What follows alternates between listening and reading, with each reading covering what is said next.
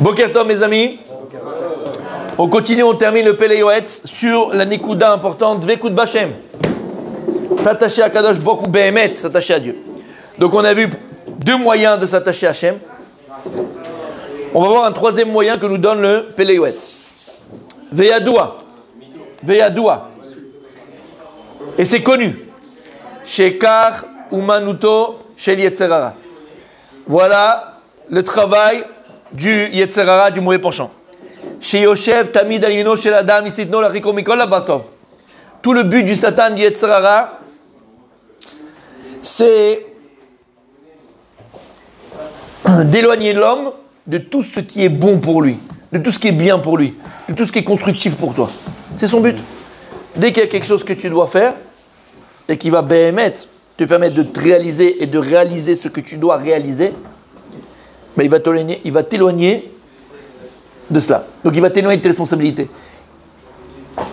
Il va t'éloigner de tous tes choix que tu vas faire et qui vont te permettre de te réaliser. C'est ça le but du Satan, etc. En deux mots, il est là pour toujours t'amener à faire les mauvais choix. C'est tout. Et en fait, quand tu fais les mauvais choix, tu t'éloignes de toi-même. C'est ça le problème. Et à plus forte raison qu'il est là pour nous isoler d'Akadosh Baruch Hu. Parce qu'en fait, quand tu t'éloignes de toi-même, de qui tu t'éloignes? De Dieu, puisque Dieu il est où? Il est en toi. Nous on va chercher Dieu là où il n'est pas. Tu ne trouveras pas. Parce qu'Akadosh Baruch Hu, d'abord il est là, il est en toi, Akadosh Baruch Hu. Il faut simplement retrouver Dieu en toi. Et donc tout le but du Yetzirah, c'est t'éloigner d'Hachem. C'est t'éloigner d'Akadosh Baruch Hu. Puisqu'il sait très bien que lorsque tu t'éloignes du maître du monde, ben c'est là où commencent tes problèmes. On avait dit, les problèmes, c'est le vide que tu crées entre toi et Hachem. Donc dès que tu vas t'éloigner de toi-même, donc tu t'éloignes d'Hachem, c'est là où tu laisses la place, c'est la porte ouverte, Galerie Lafayette, à tous les problèmes. Sha'arei Amrou, parce qu'ils ont dit les Chachamim, dans Mesret Souka. Im paga bechamenu valze mashkule bet midrash. Si jamais tu vois que l'Yetzirah, le mauvais penchant, il est en train de prendre le dessus sur toi, il est en train de t'embêter, il est en train de faire tomber, mashrehu le bet midrash. Tire-le vers la maison d'études. Vous avez souvent parlé d'une dynamique entre de la distance pour pouvoir revenir comme un élastique en fait. Ça c'est aimé, Sina et Me'ava. D'accord. Est-ce qu'on ne peut pas le pratiquer avec Hachem aussi? Au risque du coup de... C'est avec Hachem. Non mais de s'éloigner et de faire entrer le Yetzirah. C'est un jeu dangereux. C'est un jeu dangereux. Tout à fait. C'est pour ça qu'il dit le Rav Wolbe, dans Alécho, quand il parle de cette notion-là des jours d'amour et des jours de haine, qu'on a vu dans la Gemara dans Masechet Chagiga, où il écrit Vachayot Ratso Vashov, au niveau moussar, au niveau du moussar, de l'éthique, quand on parle des jours d'amour et des jours de haine, on dit Messina Imeava. C'est des jours où on est proche de Dieu, proche de la Vodat Hashem. On est là, on est le premier à la synagogue, on met les finis comme il faut, on étudie, on est tout feu tout flamme, un peu comme dans l'amour. Et puis tu as des moments où non, t'as pas le goût, t'as pas envie, t'as pas envie. T'as pas la volonté, t'as pas envie, t'as du mal à te lever, t'as pas envie d'aller au cours, t'as envie de truquer, t'as envie de faire autre chose. Ça s'appelle l'imé Sina. Dans le jargon de la chassidoute, on appelle ça yémé achayot ratso vashov, on a vu dans Chagiga. Et les animaux, ratso vashov, elles venaient, elles partaient. Et en vérité, ça, c'est le principe même de la vie, on avait dit. Puisque lorsque maintenant tu vis, c'est le battement du cœur. Le cœur, qu'est-ce qu'il fait? Il se remplit, il se vide, il se remplit, il se vide, il se remplit. C'est une pompe. Il se vide, il se remplit, il se vide, il se remplit, d'accord? Et c'est ça qui fait la vie. S'il était entièrement rempli, chémichement, c'est fini, il n'y a plus de vie. S'il est entièrement vide, il n'y a plus de vie. Donc en vérité, c'est ça la vie. C'est exactement. On avait expliqué plus d'une fois, pour créer le plaisir, il faut créer le manque. Le manque, c'est le vide. Donc c'est le principe même de la vie. La vie, elle est comme ça. Même pour l'ambition, d'accord? Quand tu as envie de faire des choses, il faut créer le manque pour pouvoir envie de faire encore d'autres choses. Quelqu'un qui remplit, quelqu'un qui est rassasié, c'est une Gemara. Je ne sais plus si c'est dans Chagiga, qu'on va voir.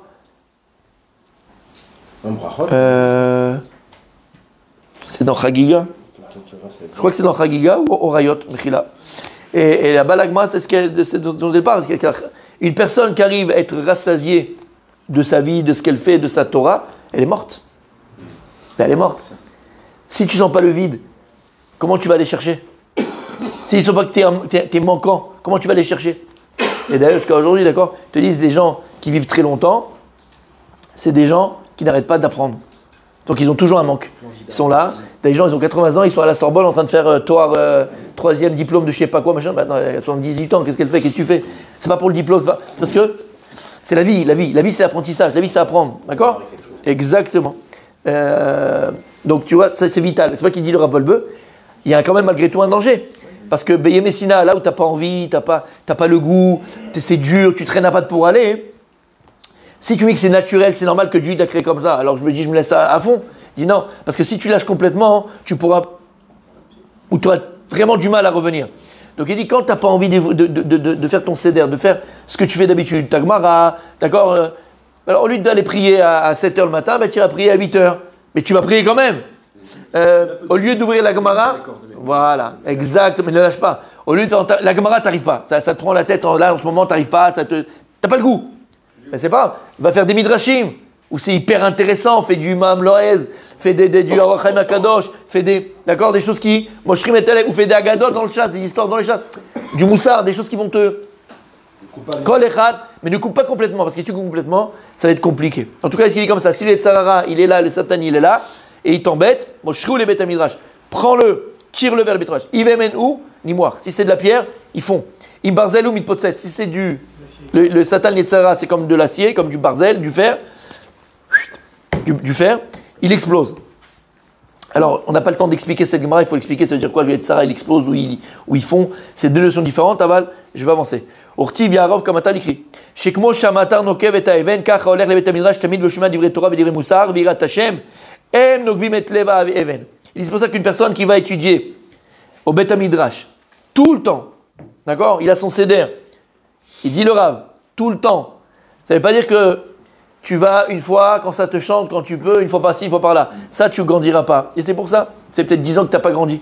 Pourquoi ça fait 10 ans que tu ne grandissais pas? Parce que tu n'avais pas un seder fixe, tu n'avais pas un emploi du temps fixe. Voilà, tous les jours où j'étudie, à part dans les 4 forces majeures, on peut comprendre, d'accord, mais je te parle normalement. Tous les jours, je suis là, de 9h à midi, de 9h à 11h. Tous les jours, j'ai mon seder. Si tu es capable d'aller écouter du vrai Torah, du vrai Moussard, des paroles de Torah, des paroles de Moussard, d'éthique, Veirat Hashem, des paroles de crainte du ciel, d'amour de Dieu. À un moment donné, Habibi, c'est comme les gouttes de Rabbi Akiva. Comme il a fait Tchouva Rabbi Akiva, il a vu l'eau qui tombait sur la pierre et à la fin, ça a fait un trou sur la pierre. Ici, déjà, la pierre qui est dure, l'eau, elle est capable de pénétrer, de faire un trou. Alors, à plus forte raison, le cœur de l'homme qui fait de chair et de sang, ou la Torah qui est comparée à l'eau, elle peut pénétrer le cœur de l'homme. Et à ce moment-là, tu seras un nouvel être. Tu seras quelqu'un de neuf, quelqu'un de nouveau. Pour la simple et bonne raison qu'on a expliqué. Qu'est-ce qu'on est? On est une conscience. On est notre conscience. Et donc si jusqu'à présent, tu avais une conscience erronée de la vie, erronée de ta vie, erronée du monde, erronée de ce qui t'entoure, erronée de ton mariage, erronée de ton statut de papa, erronée de ton statut de patron. Si tu avais, Béhémet, une conscience fausse de la vie, et maintenant tu vas étudier. Et maintenant tu comprends c'est quoi l'essentiel. Maintenant tu as une nouvelle conscience de ce que c'est la vie, de ce que c'est l'essentiel, de tes responsabilités. Alors finalement, puisque tu es conscience, à partir du moment où tu acquiers une nouvelle conscience, tu es quelqu'un de nouveau, de nouveau. Tu es un nouvel être. Et en vérité, c'est ça la tchouva. On dit que Baal tchouva, c'est comme un bébé qui vient de naître. Quel rapport un bébé qui vient de naître? Explique-moi, c'est pas un bébé, c'est un gros tas de viande, idiot d'ailleurs, qui sourit bêtement. Donc, quel bébé qui vient de naître? Un bébé, c'est mignon. Lama, mais non, un bébé qui vient de naître. Parce que tu nais avec une nouvelle conscience. Tu viens et tu nais avec une nouvelle conscience. Tu passais tes samedis soirs à aller jouer au poker avec les copains, l'argent et le machin. Et maintenant, prochaine, tu sors ta femme, vous sortez ensemble, vous faites un kiff. Tu as une nouvelle conscience, tu t'occupes de ce qu'il faut. Tu n'avais jamais le temps de t'occuper des devoirs des enfants. Et maintenant, tu prends le temps et c'est toi qui les appelles. Allez, amène-moi tes cahiers, je vais voir ce que tu fais à l'école. On va réviser ensemble. Tu es un nouvel homme, tu es un nouvel être, tu as une nouvelle conscience. Mais la reine, on sait Yetzera, Shim Pa Machat Yeler Bet Midrash, Yeshev Sham Sha'a ou Shataim Te Nafsho Katsa Alav, Veivchar Od Lalechet El Bet Asrok, Oliot Moshve Kranol Kol Yom Echol Alav Velo Yaaf Velo Iga. Il dit parce que si maintenant toi tu vas étudier une fois par-ci par-là, une fois par-ci par-là, t'inquiète pas, Yetzera, il va t'avoir complètement, tu pourras pas le surmonter, tu pourras pas le surmonter, tu pourras pas le contrer. D'accord? Tu iras une fois étudier et 10 fois jouer au poker. Une fois étudier et le poker. Et dans ta tête, tu as fait quoi? Bah, bien sûr, j'étudie. Qu'est-ce que tu étudies? T'es un brel. Tu comprends rien. Comment? Tu étudies les cartes, exactement. Qu'est-ce que tu étudies? Qu'est-ce que tu connais? Tu connais rien. Mais simplement, c'est pour se sentir, se donner bonne, voilà, comment on dit en français? Se donner bonne conscience. C'est-à-dire que ta mauvaise conscience, ta fausse conscience, tu vas l'alimenter en te donnant bonne conscience. Alors je fais un petit truc sympathique, je fais un truc bien. Comme le mec, comme on a dit, c'est un gros voleur. D'accord? Il fait du CO2, du CO4, du CO9. Il va donner à une yeshiva, à une synagogue. Ben regarde. Je fais des choses bien. Donc il se donne bonne conscience. Comme le type toute l'année, il est absent. Mais juste pendant le mois d'août, il est barbour. Il va amener sa femme et ses enfants faire une croisière. Pour lui, il est Yotzei Dechova. C'est bon, j'ai fait ce que je vais faire. Je vous ai kiffé pendant les vacances. Toute l'année, vous ne faites casser pas la tête. Ce que je vous dis, je l'ai entendu. C'est pour ça que je vous dis. C'est l'exemple que j'ai entendu. On connaît. Une fois, il y a un mec qui est avec ça, ma femme est venue, la femme, on ne pouvait plus. Bon, c'était au bord du divorce, c'était machin. Et le gars, il lui dit en pleine tronche à sa femme, il dit hey, je t'amène pas en vacances? Alors laisse-moi tranquille toute l'année. Ah, le mec, il n'a pas compris, quoi. Ah, lui, il n'a pas compris. Ben, mec, que c'est vrai. Mais c'est ça qu'il dit. Tu te donnes bonne conscience. Je te gâte pendant 2 semaines, tu fais la totale, hein, la totale. Mais comme ça, après, j'ai la paix. Ah oui, oui. Et combien nous, maintenant, on parle de l'autre, on parle de nous. Combien nous, on essaye de se donner à chaque fois bonne conscience.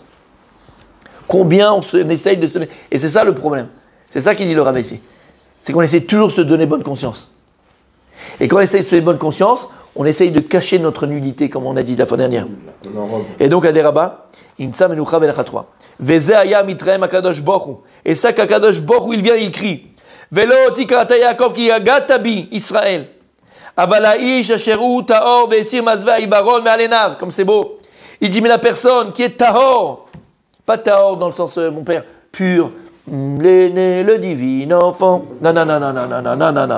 Pas tahor dans le sens pur, tu vois, avec une connotation mechila du terme, d'accord, mais un peu chrétienne. Tahor, c'est pas la connotation que peut-être on a pu comprendre et savoir en France, d'accord, cette pureté, les ailes qui te poussent, et au-dessus, tu as le cercle de l'ange, d'accord? C'est pas ça, tahor. Ok? Vesir mazveh ha'Ibaron me'alenav. Donc quelqu'un, c'est quoi quand on parle de tahor ici? On parle de tarat halev, pureté du cœur. Pureté du cœur, c'est quoi le cœur, on avait dit? C'est le centre des volontés. Centre des volontés. Il y a fait meilleur dire Dessler. Merkaz haretzonot shel Adam. Quelqu'un chez Alev tahor. Quelqu'un qui a un. C'est quoi quelque chose qui est tahor? C'est quoi de l'huile pure? L'huile pure, c'est qu'il n'y a pas de déchets. Quelque chose qui est tahor, de l'or pur, c'est qu'il n'y a pas de déchets. D'accord? De l'or pur, il n'a pas de déchets. Eh bien, c'est pareil. Quand on parle de quelqu'un qui est tahor, c'est qu'il n'y a pas de déchets. Il n'y a pas de déchets. Et s'il n'y a pas de déchets dans le cœur, s'il n'y a pas de déchets dans les volontés, ça veut dire quoi? Et si Mazveh Ibaron Malenab, c'est-à-dire qu'il a enlevé les œillères de ses yeux. T'as entendu ce que je suis en train de te dire? Il a enlevé les œillères de ses yeux, mon tzaddik. Il ne marche pas comme un aveugle. Et il pense que ce qu'il fait, c'est magnifique. Il pense que ce qu'il fait, c'est super. Il pense que ce qu'il fait, c'est génial. Je suis dans le bon chemin. Bien sûr. Et la preuve que je suis dans le bon chemin, la preuve que je suis dans le bon chemin, c'est que ça fait 10 ans que c'est... Ça fait 10 ans que c'est comme ça et 10 ans que ça marche. Espèce de brel, tu vois que ça fait 10 ans que ça marche. Tu crois que ça fait 10 ans que ça marche? À un moment donné, elle va partir. À un moment donné, ça va pas marcher. À un moment donné, ça va coincer, Chadé Shalom. Moi, j'ai pris assez de cheveux. Viens ici. Viens ici. C'est pour ça que Rabbi David, c'est un exemple. Blaïnara. C'est un exemple, Rabbi David. C'est un exemple. Il y a des gens que tu n'as jamais au téléphone. Ou jamais ici, il te pose une question. Rabbi David, sur chaque chose où il a un doute, chaque chose, il demande. Et c'est ce qu'on a vu la fois dernière. C'est ce qu'on a vu hier. Il faut demander à tes rabbinim, il faut demander à ton rabbin.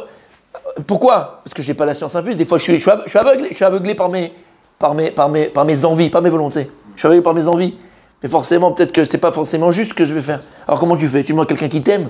Tu peux demander à ton père, tu peux demander à ta mère. Un très bon ami, tu peux demander à ton rav s'il t'aime. D'accord? Ça, c'est avec Rabbi David.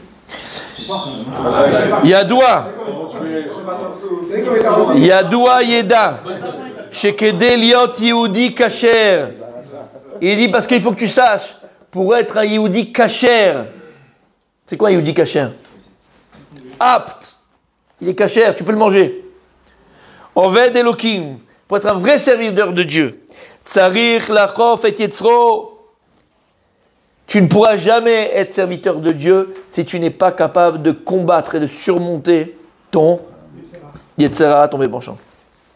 Yefcha. Si tu te laisses aller à tes envies, à tes plaisirs, à tes pulsions, à tes lourdeurs, tu n'es pas capable de travailler un minimum sur toi-même, tu ne peux pas prétendre être Oved Hashem, être serviteur de Dieu. Vedaï beze she'akuf et yitzro liot lomed. Et ça suffit déjà. Si tu arrives à quoi? À surmonter le Yetzerara, lequel? Celui qui t'empêche de venir étudier. Ouais, j'ai pas le temps, j'ai les trucs, machin, j'ai le café qui m'attend, j'ai les copains au bar, j'ai ma truc. T'as jamais le temps pour étudier. T'es toujours pressé. T'as pas un petit quart d'heure. T'as pas une demi-heure.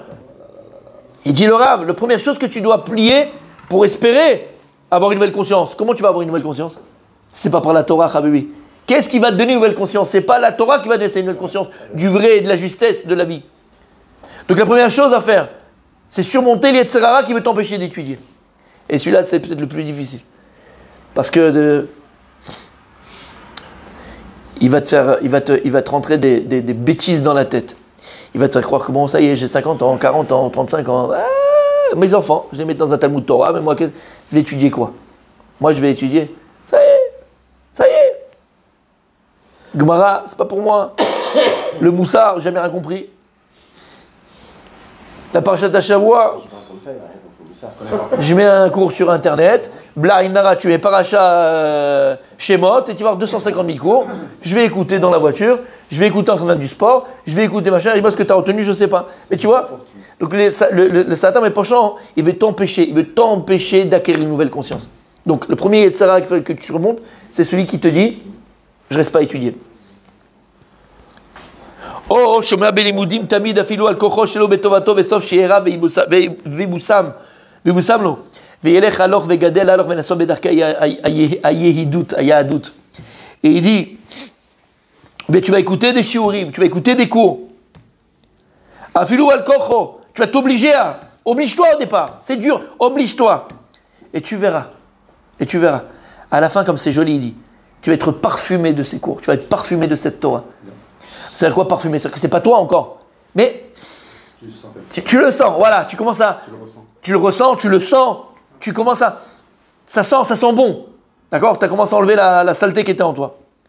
Et tu verras, et tu vas commencer à grandir dans le judaïsme.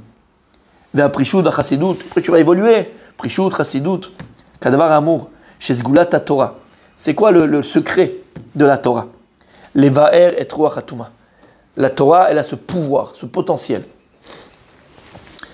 d'enlever complètement l'esprit tamé, impur que tu avais dans la tête. Encore une fois, on ne parle pas de taor et tamé, pur et impur dans ce jargon.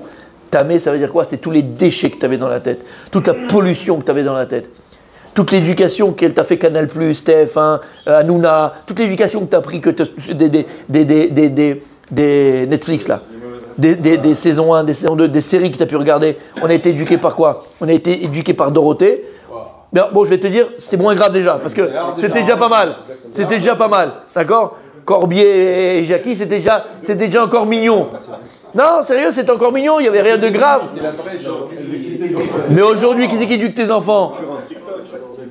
C'est TikTok, c'est Tic-Tac, c'est Instagram, c'est Hanouna. D'accord, on n'a rien contre lui personnellement, mais qu'on l'embrasse d'ailleurs, d'accord, s'il nous regarde, comme dirait Michel Drucker.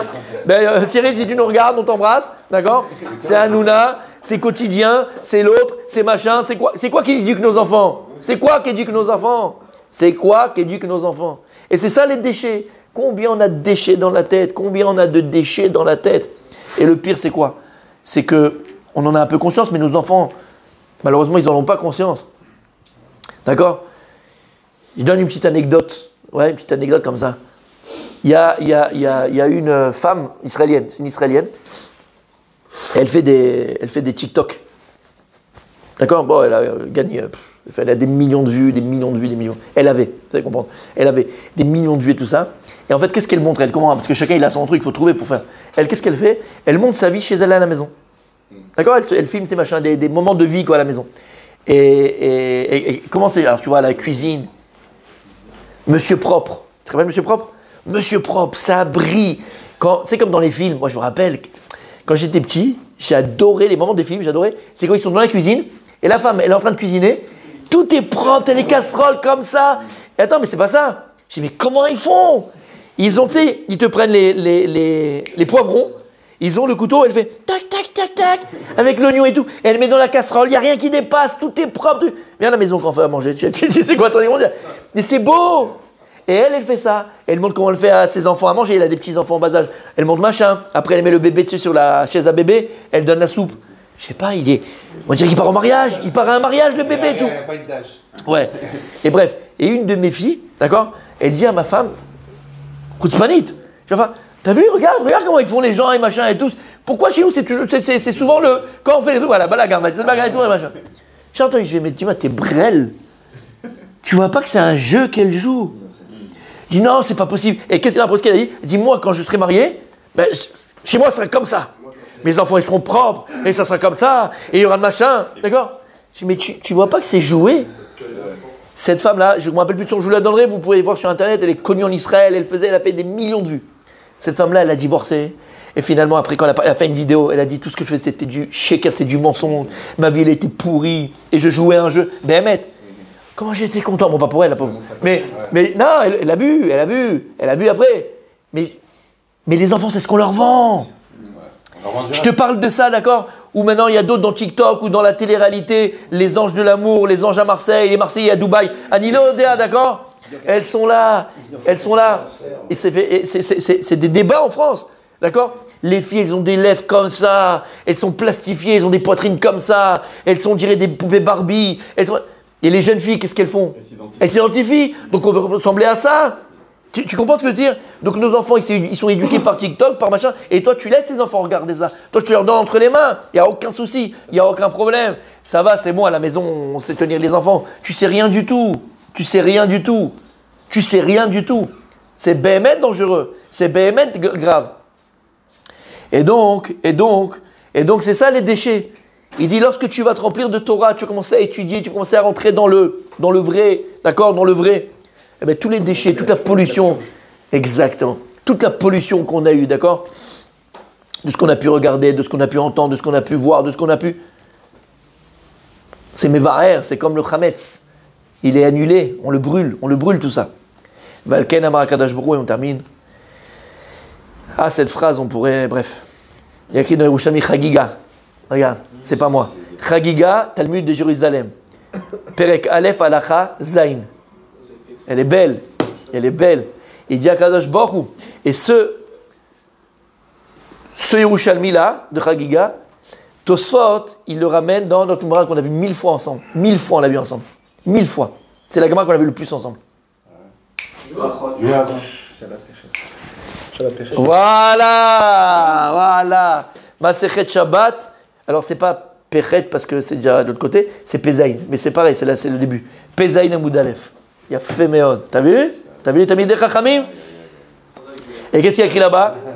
Alvaï oti azavu betorati shamaru. Il dit à Kadosh Baruch Hu, Alvaï, que moi, il me quitte, il me délaisse, mon peuple. Alvaï, que mes enfants, ils me délaissent à moi. Aval torati shamaru. Mais que ma Torah, il la garde. Comment on fait? Qu'il la garde ma Torah. Il dit à Kadosh Baruch Hu, quand l'âme Israël, il fait un peu les bêtises, alors il dit Alvaï, que moi, il m'abandonne. Mais comment il garde ma Torah? T'as dit à la main. Sheaor Sheba Marziral Lemutav. Parce que le or à Torah, la lumière de la Torah, or, il y a fait la lumière qui est cachée de la Torah. Marziran Lemutav. Elle est capable de les faire revenir vers le bon, vers le vrai, vers le bien. Et pourquoi Tosot il amène ça dans Maseret Shabbat, vous vous rappelez? Tu te rappelles pourquoi Tosot il amène ça dans Maseret Shabbat? Parce que Tosot pose la question, il dit comment est-ce que c'est possible que Moshe Rabbeinu il a cassé l'étape de la loi et que Dieu il sait bien? Alors, le seul moyen de faire teshuva en Israël c'était quoi? À travers, comment? Avec la Torah. Donne-leur la Torah, ils vont faire teshuva. Mais non, toi, tu as enlevé le moyen du Ham Israël de faire teshuva. Comment tu as fait ça? Comme ça, il pose la question de Tosfot là-bas. C'est beau. Aval, qu'est-ce qu'il dit à Kadosh Baruch Hu? Alva yoti azavu. Qu'est-ce que c'est? Allez, oubliez-moi, mes enfants. Éloignez-vous de moi, je suis le maître. D'accord? Aval, Torah tishamau. Mais que ma Torah, il la garde. C'est un petit peu comme un papa. C'est un papa qui dirait, regarde, mon fils, regarde, je suis le plus pourri des pères, d'accord, tu considères que je suis un mauvais papa et que machin, tu veux plus me parler, tu veux plus machin. Ok, mais maman, tu la respectes. Maman, tu la respecteras tout le temps. Torat, imecha. Comment il dit le Ramban? Shma beni musar avicha, val titosh, Torah timecha. Kaviachol, yakadosh baruch, le moussar c'est moi. Tu veux pas l'écouter, ça te prend la tête, ça te saoule. Mais c'est l'ergamo. Aval lefachot, garde la Torah. Garde la Torah. Torah timecha. La Torah elle est féminine. La Torah c'est la maman. Au moins la Torah tu la gardes. Au moins ta mère tu la respectes. Respecte, continue à respecter la Torah. Lama, parce qu'à travers l'étude de la Torah, par le respect de la Torah, par l'étude de la Torah, le or chez Torah, la lumière de la Torah, Marziran et Moutav, tu vas revenir à papa. Shamata. Alors voilà, messieurs. Le troisième façon qu'Akadosh nous a donné pour s'attacher à lui, pour se coller à lui, c'est le Limud Torah. On ne peut pas prétendre s'attacher à Hachem sans Limud Torah. C'est pas possible. Puisque la Torah, c'est le dévoilement de la volonté de Dieu. Donc quand tu vas étudier la Torah, Béhémet, pas une fois par-ci, une fois par-là, comme on a dit, mais Béhémet, tu vas te fixer un moment de Torah. Et ça, c'est Chok Velo Ya'avor. Quoi qu'il arrive, je ne bougerai pas de mon étude. Alors c'est le moyen qu'on a de s'attacher à Hachem.